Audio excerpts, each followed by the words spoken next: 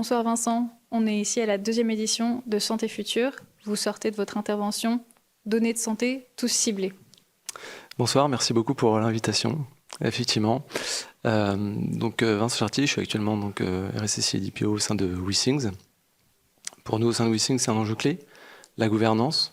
Pour traiter au mieux ce sujet, on a déjà choisi dans un premier temps de vraiment axer nos équipes sécurité au plus près des opérationnels, des équipes, pour gagner en efficacité. Ça a été un véritable élément clé pour une entreprise comme la nôtre qui a de très gros enjeux, mais qui a une taille relativement modeste.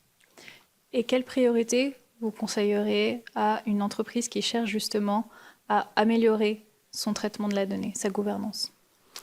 Alors ça reprend finalement le premier élément que j'indiquais, à savoir l'amélioration de la gouvernance, elle doit passer par le terrain. En fait, je pense que côté sécurité, on a le devoir de comprendre ce que font les métiers, comment ils le font, pourquoi ils le font.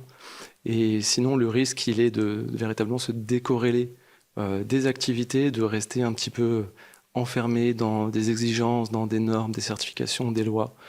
Donc le premier aspect, il est vraiment fondamental pour moi, c'est de vivre avec le terrain, sous-entendu, de participer avec eux, d'être présent à leur réunion hebdomadaire, de les challenger, de comprendre véritablement ce qu'ils font.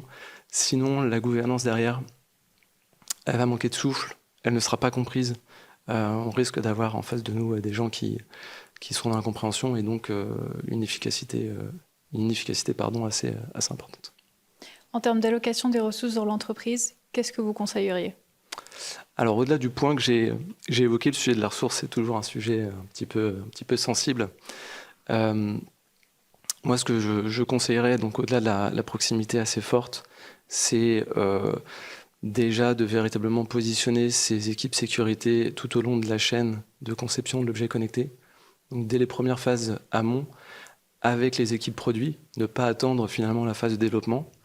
D'être véritablement aligné avec les roadmaps produits, avec les product managers, d'avoir une vision très tôt portée sur les risques, sur les menaces. Donc je pense notamment à des termes que certains connaissent peut-être autour du threat modeling par exemple. Donc de vraiment réussir à capter et à se positionner en tant qu'attaquant. Une question que j'aime beaucoup poser par exemple à la direction de manière assez régulière, c'est finalement, professionnellement parlant, qu'est-ce qui vous empêcherait de dormir la nuit ? Et au-delà de tout aspect cyber, finalement, la réponse qu'ils vont m'apporter, qui va être très différente d'un service à un autre, va nourrir aussi énormément cette réflexion-là et amener des use cases auxquels on n'aurait pas forcément pensé. Et au-delà de ça, il y a vraiment une culture de la sécurité à amener. Ce qu'on dit assez souvent, et ce qui n'est pas vraiment nouveau, c'est que finalement, tous les employés font partie de l'équipe sécurité. Donc ça, on l'intègre dès le départ, dès l'arrivée des nouveaux arrivants. Et puis, on va aussi les former, les accompagner, mais sur quelque chose d'assez continu. Un exemple assez concret au sein de WeThings, c'est des campagnes de phishing qui sont menées toutes les semaines par notre équipe. Donc on envoie des faux mails qui sont globalement, je pense, assez bien faits. En tout cas, c'est ce qu'ils vous diront. Et donc on vise une trentaine d'employés de manière aléatoire, toutes les semaines, en continu.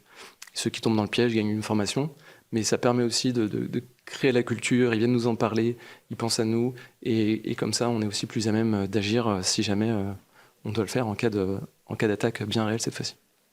C'est rassurant. Merci à vous. De rien.